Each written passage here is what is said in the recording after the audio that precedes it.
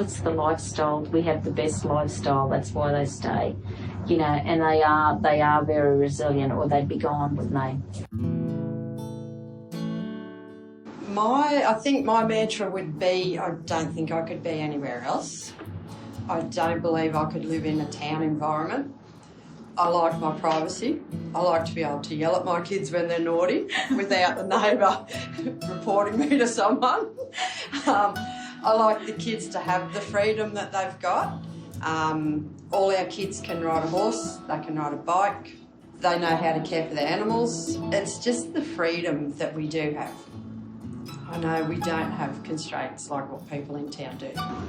People stay because they love the lifestyle.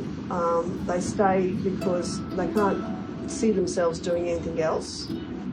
I think it's just a deep love of the land and the animals, and it's the same for us. When I often question why we're doing what we're doing, then I think, well, what would I rather be doing? And I can't really put my finger on anything else I'd rather do. So I think people stay positive by hanging on and as long as they can, and trying to remember the reason they've done it for so long. Well, the bush is part of who we are.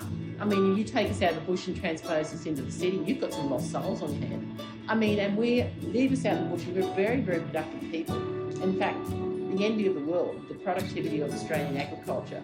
They say in 1970s, one farmer fed something like 15 people. Today, one farmer feeds 600. We have the freedom. You have a lot of space, so it's private. You have the luxury of having all the animals that you like or that you want. It's just the freedom of everything, really. The freedom. There's no traffic noises, so it's really about the freedom, and there's like a cosseting sort of a community where your children, I know your children and I know their children, so there's always a watchful eye. People aren't on their own.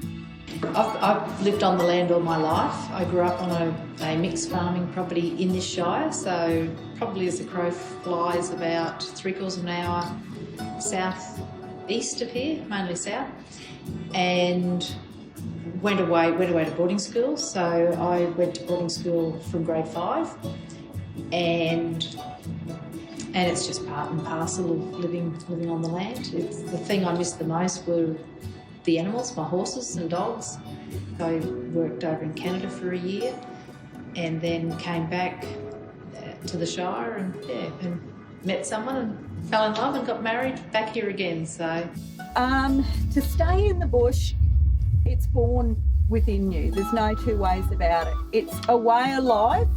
Now it's looked at as being a business, and I know some people are torn because some people can't make a business out of it. It's just a uniqueness. You're not crowded, you're not boxed in, you've got freedom. There's some pretty crazy people around us, but there's crazy people in the city, but it's those crazy country people that come up with some really, really good things to support each other and look out for each other. And you can guarantee if you're ever in trouble in the bush, there's at least 10 people behind you that are going to back you up. I think that people stay on the land because they have such a deep love for the land and love for the lifestyle. We really don't belong anywhere else. This is where we belong. We're very happy to be here. We want to be here for generations to come. And we just love it out in the bush, even when it's hard. Some days you think, oh, I'd love to see some green besides my lawn. But we know it will happen, so we just got to stay the course.